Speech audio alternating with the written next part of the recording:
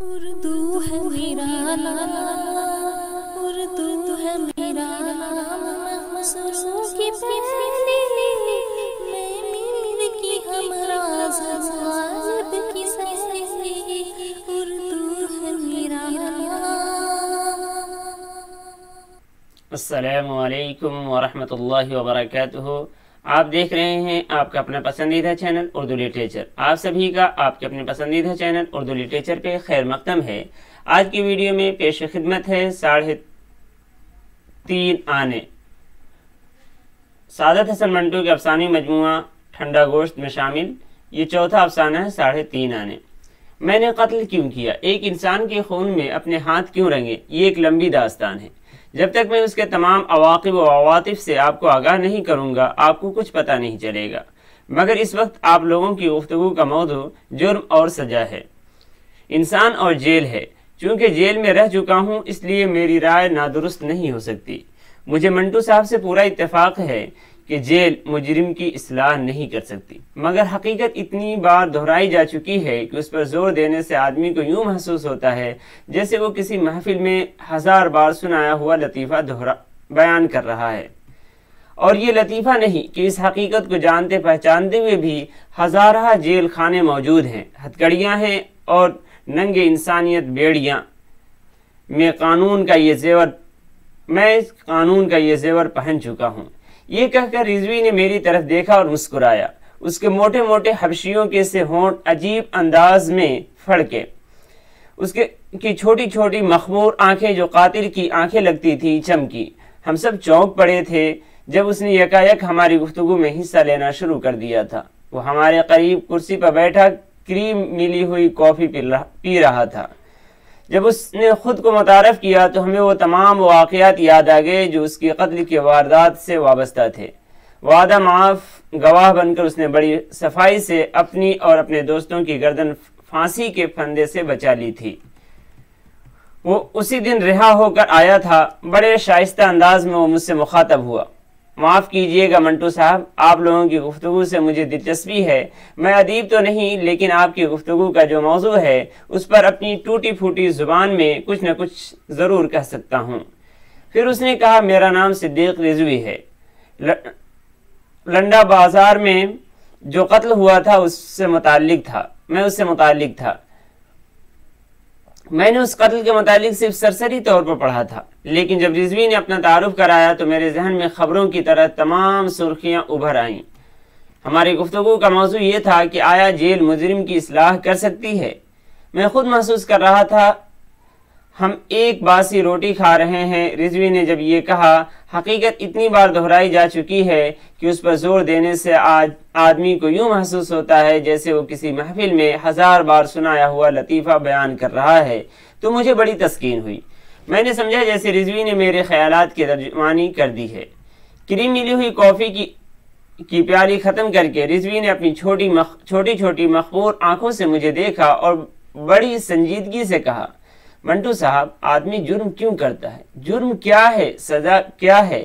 میں نے اس کے متعلق بہت غور کیا ہے۔ میں سمجھتا ہوں کہ ہر جرم کے پیچھے ایک ہسٹری ہوتی ہے، زندگی کے واقعات کا ایک بہت بڑا ٹکڑا ہوتا ہے، بہت الجھا ہوا، ٹیڑھا میڑھا۔ میں نفسیات کا ماہر نہیں، لیکن اتنا ضرور جانتا ہوں کہ انسان سے خود جرم سرزد نہیں ہوتا، حالات سے ہوتا ہے۔ نصیر نے کہا، آپ نے بالکل درست کہا ہے۔ رضوی نے ایک اور کافی کا آرڈر دیا اور نصیر سے کہا، مجھے معلوم نہیں جناب، لیکن میں نے جو کچھ عرض کیا ہے اپنے مشاہدات کی بنا پر عرض کیا ہے، ورنہ یہ موضوع بہت پرانا ہے۔ میرا خیال ہے کہ وکٹر ہیگو فرانس کا ایک مشہور ناولسٹ تھا، شاید کسی اور ملک کا ہو، آپ تو خیر جانتے ہی ہوں گے۔ جرم اور سزا پر اس نے کافی لکھا ہے۔ مجھے اس کی تصنیف کے چند فقرے یاد ہیں۔ یہ کہہ کر وہ مجھ سے مخاطب ہوا، منٹو صاحب، غالباً آپ ہی کا ترجمہ تھا، کیا تھا؟ وہ سیڑھی اتار دو جو انسان کو جرائم اور مصائب کی طرف لے جاتی ہے، لیکن میں سمجھتا ہوں کہ وہ سیڑھی کون سی ہے، اس کے کتنے زینے ہیں؟ کچھ بھی ہو، یہ سیڑھی ضرور ہے، اس کے زینے بھی ہیں، لیکن جہاں تک میں سمجھتا ہوں بے شمار ہیں۔ ان کو گننا، ان کا شمار کرنا ہی بہت بڑی بات ہے۔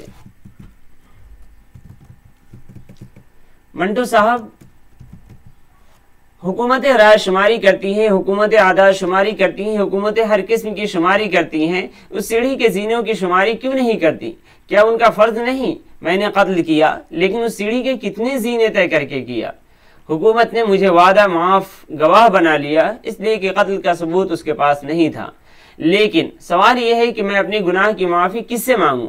वो हालात जिन्होंने मुझे कत्ल करने पर मजबूर किया था अब मेरे नज़दीक नहीं है। उनमें और मुझ में 1 बरस का फासला है। मैं उस फासले से माफ़ी मांगूं या उन हालात से जो बहुत दूर खड़े मेरा मुंह चिढ़ा रहे हैं? हम सब रिजवी की बातें बड़े गौर से सुन रहे थे। वो बज़ाहिर तालीम याफ्ता मालूम नहीं होता था, लेकिन उसकी गुफ्तगू से साबित हुआ कि वो पढ़ा लिखा है और बात करने का सलीका जानता है। मैंने उससे कुछ कहा होता, लेकिन मैं चाहता था कि वो बातें करता जाए और मैं सुनता जाऊं। इसीलिए मैं उसकी गुफ्तगू में हायल न हुआ। इसलिए उसके लिए नई कॉफ़ी आ गई थी। उसे बनाकर उसने चंद घोट पिए और कहना शुरू किया, खुदा मालूम मैं क्या बकवास करता रहा हूँ, लेकिन मेरे जहन में हर वक्त एक आदमी का ख्याल रहा है। उस आदमी का, उस भंगी का जो हमारे साथ जेल में था। उसको 3.5 आने चोरी करने पर 1 बरस की सजा हुई थी। नसीर ने हैरत से पूछा, 3.5 आने चोरी करने पर? रिजवी ने यख आलूद जवाब दिया, जी हाँ, सिर्फ 3.5 आने की चोरी पर, और जो उसको नसीब न हुए क्योंकि वो पकड़ा गया। ये रकम खजाने में महफूज है और फग्गू भंगी गैर महफूज है, क्योंकि हो सकता है वो फिर पकड़ा जाए, क्योंकि हो सकता है उसका पेट फिर उसे मजबूर करे, क्योंकि हो सकता है कि उसे गू मूत साफ कराने वाले उसकी तनख्वाह न दे सकें। गू मूत यानी गंद पेशाब वगैरह, क्योंकि हो सकता है कि उसको तनख्वाह देने वालों को अपनी तनख्वाह न मिले। ये हो सकता है का सिलसिला मंटू साहब अजीबो गरीब है। सच पूछिए तो दुनिया में सब कुछ हो सकता है, रिजवी से कत्ल भी हो सकता है। ये कहकर वो थोड़े अरसे के लिए खामोश हो गया। नसीर ने उससे कहा, आप फग्गू भंगी की बात कर रहे थे?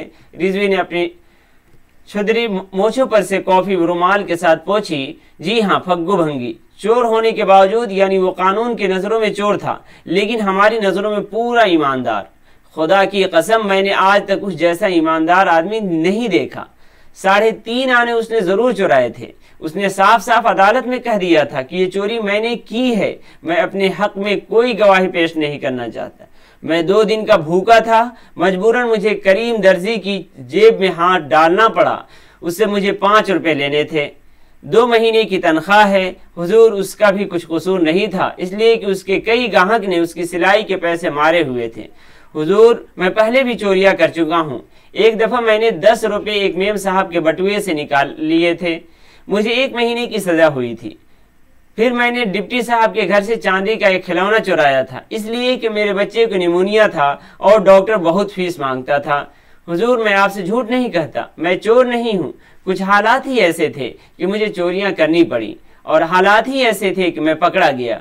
मुझसे बड़े बड़े चोर मौजूद हैं, लेकिन वो अभी तक पकड़े नहीं गए। हुजूर, अब मेरा बच्चा भी नहीं है, बीवी भी नहीं है, लेकिन हुजूर, अफसोस है कि मेरा पेट है, ये मर जाए तो सारा झंझट ही खत्म हो जाए। हुजूर, मुझे माफ कर दो। लेकिन हुजूर ने उसको माफ न किया और आदि चोर समझकर उसको 1 बरस की कैद व मुशक्कत की सजा दे दी।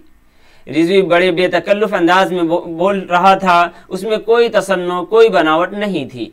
ऐसा लगता था कि अल्फाज खुद ब खुद उसकी जुबान पर आते और बहते चले जा रहे हैं। मैं बिल्कुल खामोश था, सिगरेट पे सिगरेट पी रहा था और उसकी बातें सुन रहा था। नसीर फिर उससे मुखातब हुआ, आप फग्गू की ईमानदारी की बात कर रहे थे। जी हाँ, रिजवी ने जेब से बीड़ी निकाल कर सुलगाई। मैं नहीं जानता कानून की निगाहों में ईमानदारी क्या चीज़ है, लेकिन मैं इतना जानता हूँ कि मैंने बड़ी ईमानदारी से कत्ल किया था, और मेरा ख्याल है कि फग्गू भंगी ने भी बड़ी ईमानदारी से 3.5 आने चुराए थे। मेरी समझ में नहीं आता कि लोग ईमानदारी को सिर्फ अच्छी बातों से क्यों मंसूब करते हैं। और सच पूछिए तो मैं अब ये सोचने लगा हूँ कि अच्छाई और बुराई है क्या। एक चीज़ आपके लिए अच्छी हो सकती है, मेरे लिए बुरी। एक सोसाइटी में एक चीज़ अच्छी समझी जाती है, दूसरी में बुरी। हमारे मुसलमानों में बगलों के बाल बढ़ाना गुनाह समझा जाता है, लेकिन सिख उससे बेनियाज हैं। अगर ये बाल बढ़ाना वाकई गुनाह है तो खुदा उनको सजा क्यों नहीं देता? اگر کوئی خدا ہے تو میری اس سے درخواست ہے کہ خدا کے لیے تم یہ انسانوں کے قوانین توڑ دو، ان کی بنائی ہوئی جیلیں ڈھا دو اور آسمانوں پر اپنی جیلیں خود بناؤ، خود اپنی عدالت میں ان کو سزا دو، کیونکہ اور کچھ نہیں تو کم از کم خدا تو ہو۔ رضوی کی اس تقریر نے مجھے بہت متاثر کیا، اس کی خامکاری ہی اصل میں تاثر کا باعث تھی۔ وہ باتیں کرتا تھا تو یوں لگتا تھا جیسے وہ ہم سے نہیں بلکہ اپنے آپ سے دل ہی دل میں گفتگو کر رہا ہے۔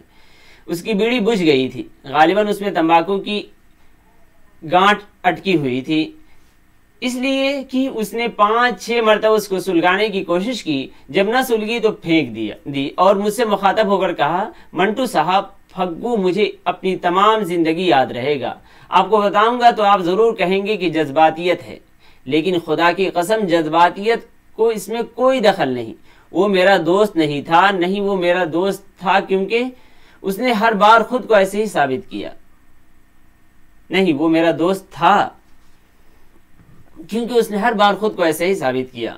رضوی نے جیب میں سے دوسری بیڑی نکالی مگر وہ ٹوٹی ہوئی تھی، میں نے اسے سگریٹ پیش کیا تو اس نے قبول کر لیا۔ شکریہ منٹو صاحب، معاف کیجئے گا، میں نے اتنی بکواس کی ہے، حالانکہ مجھے نہیں کرنی چاہیے تھی، اس لیے کہ ماشاءاللہ آپ۔ میں نے اس کی بات کاٹی، رضوی صاحب میں اس وقت منٹو نہیں ہوں، صرف سعادت حسن ہوں، آپ اپنی گفتگو جاری رکھیے، میں بڑی دلچسپی سے سن رہا ہوں۔ رضوی مسکرایا، اس کی چھوٹی چھوٹی مخمور آنکھوں میں چمک پیدا ہوئی۔ آپ کی بڑی نوازش ہے۔ پھر وہ نصیر سے مخاطب ہوا، میں کیا کہہ رہا تھا؟ میں نے اس سے کہا آپ پھگو کی ایمانداری کے متعلق کچھ کہنا چاہتے تھے۔ جی ہاں، یہ کہہ کر اس نے میرا پیش کیا ہوا سگریٹ سلگایا۔ منٹو صاحب، قانون کی نظروں میں وہ عادی چور تھا، بیڑیوں کے لیے ایک دفعہ اس نے 8 آنے چرائے تھے، بڑی مشکلوں سے دیوار پھاند کر جب اس نے بھاگنے کی کوشش کی تو اس کے ٹخنے کی ہڈی ٹوٹ گئی تھی، قریب 1 برس تک وہ اس کا علاج کراتا رہا تھا، مگر جب میرا ہم الزام دوست جرجی 20 بیڑیاں اس کی معرفت بھیجتا تو وہ سب کی سب پولیس کی نظریں بچا کر میرے حوالے کر دیتا۔ وعدہ معاف گواہوں پر بہت کڑی نظر ہوتی ہے، لیکن جرجی نے پھگو کو اپنا دوست اور ہمراز بنا لیا تھا۔ وہ بھنگی تھا لیکن اس کی فطرت بہت خوشبودار تھی۔ شروع میں جب وہ جرجی کی بیڑیاں لے کر میرے پاس آیا تو میں نے سوچا اس حرام زادے چور نے ضرور اس میں سے کچھ غائب کر لی ہوں گی، مگر بعد میں مجھے معلوم ہوا کہ وہ قطعی طور پر ایماندار تھا۔ بیڑی کے لیے اس نے 8 آنے چوراتے ہوئے اپنے ٹخنے کی ہڈی نڑوا لی تھی، مگر یہاں جیل میں جہاں اس کو تمباکو کہیں سے بھی نہیں مل سکتا تھا، وہ جرجی کی دی ہوئی بیڑیاں تمام و کمال میرے حوالے کر دیتا تھا جیسے وہ امانت ہو۔ پھر وہ کچھ دیر ہچکچانے کے بعد مجھ سے کہتا، بابو جی ایک بیڑی تو دیجئے، اور میں ان کو صرف 1 بیڑی دیتا۔ انسان بھی کتنا کمینہ ہے۔ رضوی نے کچھ اس انداز سے اپنا سر جھٹکا جیسے وہ اپنے آپ سے متنفر ہے۔ جیسا کہ میں عرض کر چکا ہوں، مجھ پر بہت کڑی پابندیاں عائد تھیں، وعدہ معاف گواہوں کے ساتھ ایسا ہی ہوتا ہے۔ جرجی البتہ میرے مقابلے میں بہت آزاد تھا، اس کو رشوت دلا کر بہت آسانیاں مہیا تھیں، کپڑے مل جاتے تھے، صابن مل جاتے تھے، بیڑیاں مل جاتی تھیں، جیل کے اندر رشوت دینے کے لیے روپے بھی مل جاتے تھے۔ پھگو بھنگی کی سزا ختم ہونے میں صرف چند دن باقی رہ گئے تھے۔ جب اس نے آخری بار جرجی کی دی ہوئی بیڑیاں مجھے لا کر دی، میں نے اس کا شکریہ ادا کیا۔ وہ جیل سے نکلنے پر خوش نہیں تھا۔ میں نے جب اس کو مبارکباد دی تو اس نے کہا، بابو جی میں پھر یہاں آ جاؤں گا۔ بھوکے انسان کو چوری کرنی ہی پڑتی ہے، بالکل ایسے ہی ہے جیسے ایک بھوکے انسان کو کھانا کھانا ہی پڑتا ہے۔ بابو جی آپ بڑے اچھے ہیں، مجھے اتنی بیڑیاں دیتے رہے، خدا کرے آپ کے سارے دوست بری ہو جائیں، جرجی بابو آپ کو بہت چاہتے ہیں۔ نسیم نے یہ سن کر غالباً اپنے آپ سے کہا، اور اس کو صرف 3.5 آنے چورانے کی جرم میں سزا ملی تھی؟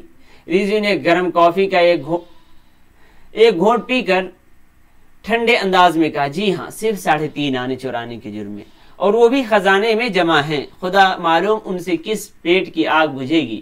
رضوی نے کافی کا ایک اور گھونٹ پیا اور مجھ سے مخاطب ہو کر کہا، ہاں منٹو صاحب، اس کی رہائی میں صرف 1 دن رہ گیا تھا، مجھے 10 روپیوں کی اشد ضرورت تھی، میں تفصیل میں نہیں جانا چاہتا، مجھے یہ روپے ایک سلسلے میں سنتری کو رشوت کے طور پر دینے تھے۔ میں نے بڑی مشکلوں سے کاغذ پینسل مہیا کر کے جرجی کو ایک خط لکھا تھا اور پھگو کے ذریعے سے اس تک بھجوایا تھا کہ وہ مجھے کسی نہ کسی طرح 10 روپے بھیج دے۔ پھگو ان پڑھ تھا، شام کو مجھ سے ملا، جرجی کا رقعہ اس نے مجھے دیا، اس میں 10 روپے کا سرخ پاکستانی نوٹ قید تھا۔ میں نے رقعہ پڑھا، یہ لکھا تھا، رضوی پیارے 10 روپے بھیج تو رہا ہوں مگر ایک عادی چور کے ہاتھ، خدا کرے تمہیں مل جائیں کیونکہ یہ کل ہی جیل سے رہا ہو کر جا رہا ہے۔ میں نے یہ تحریر پڑھی تو پھگو بھنگی کی طرف دیکھ کر مسکرایا۔ اس کو 3.5 آنے چرانے کے جرم میں 1 برس کی سزا ہوئی تھی۔ میں سوچنے لگا اگر اس نے 10 روپے چرائے ہوتے تو 3.5 آنے فی برس کے حساب سے اس کو کیا سزا ملتی۔ یہ کہہ کر رضوی نے کافی کا آخری گھونٹ پیا اور رخصت مانگے بغیر کافی ہاؤس سے باہر چلا گیا۔ یہ افسانہ لکھا گیا 26 جولائی 1957۔ آج کے لیے اتنا ہی، پھر ملتے ہیں اگلی ویڈیو میں۔ اللہ حافظ۔